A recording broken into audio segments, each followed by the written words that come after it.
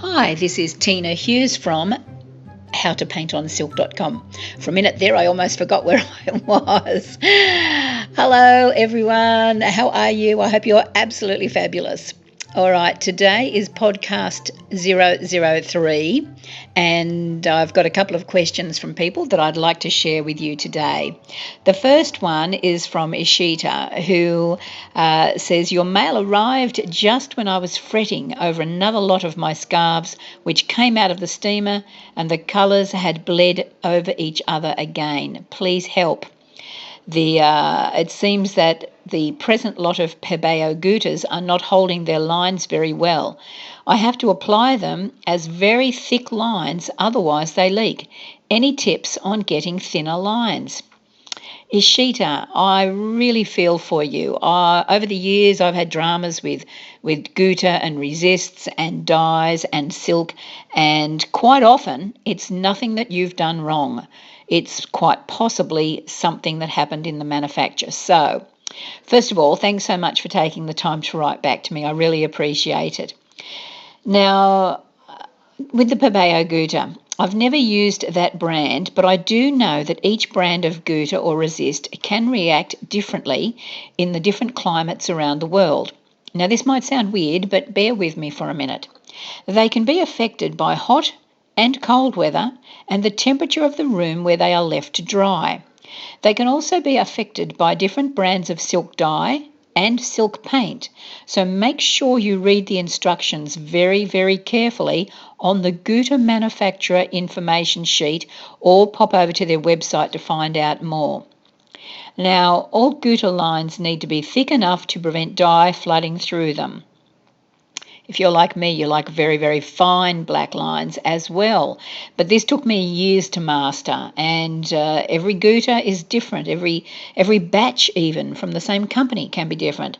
And sometimes they're not noticeable at all that there's a problem with them. So maybe it's a bad batch of Guta. This is the first thing that pops into my head. I think you should contact the supplier and ask if anyone else has the same problem. Now, I'm sending you lots of luck, and please do let me know how you get on. I've got my fingers crossed for you. Cheerio for now, Tina. Okay, on to my next question.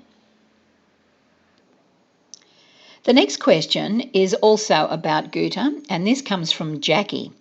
Jackie says in her email, the thing I struggle with is doing the Guta. I'm not good at drawing and prefer an actual picture rather than an abstract design. I know that you can trace the design, but I'm not good at it. I also get thick and thin lines in the outline. I did do a course and I have all of the notes for types of methods of dyes, salt, etc., but this was for mostly abstract, but I did not get enough practice on the Guta to get a handle on it. The other thing is that I have not done any silk painting for a couple of years as I hit a wall when doing the design myself. I think I just lost my confidence. I was hoping that if I did a session with you, that might get me going again. I hope you have a great Christmas. This was a long time ago, of course, a couple of months, and managed to have some restful time as well. Signed, Jackie. Jackie, I really feel for you when you've lost your confidence in painting. That's hard to get over and get out of, but there are some simple things to do. So let me just say, first of all, thanks so much for taking the time to reply to my inquiry that I sent out to everyone in December, and to be so generous with your comments about my failure to keep in touch with everyone this year. That was very, very kind of you. It's nice to hear that you won't hold it against me, though. I have felt really bad, though, and it has been weighing on me heavily that I haven't been able to keep in touch with people as much as I've wanted to. But I think that now I'm in this new location, everything should go along a lot more smoothly. And now the Guta, the bane in the life of a silk artist. I've had quite a few emails about Guta, and I'm wondering if it might be possible to set up a Google Hangout, like a video chat room, to hold a short course on how I use my outliner. I don't use Guta anymore, I use outliner, but it's the same techniques. I could cover some of the tips and tricks I've learned over the past 30 years. I could also include lessons on how to draw around shapes on silk for those like you who prefer to have specific designs rather than freehand. Now, I have an idea forming in my head, and thanks to these emails that I've been receiving, I might try to host my first webinar very, very soon. Oh, Google Hangout is, oh, it might be a webinar. I'm just learning how to do both, so it might depend on who contacts me, and we'll just try one and see how it goes. But whatever we do, I will record it for those who can't attend as well. I can go over all the questions I've received on this webinar or Hangout, and also see if there's any others who'd like to try the Google Hangout way of holding a short course online face to face.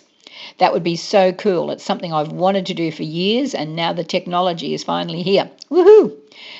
Okay, thank you, Jackie. You've helped me clarify a few things I can do to help even more people than I'd planned.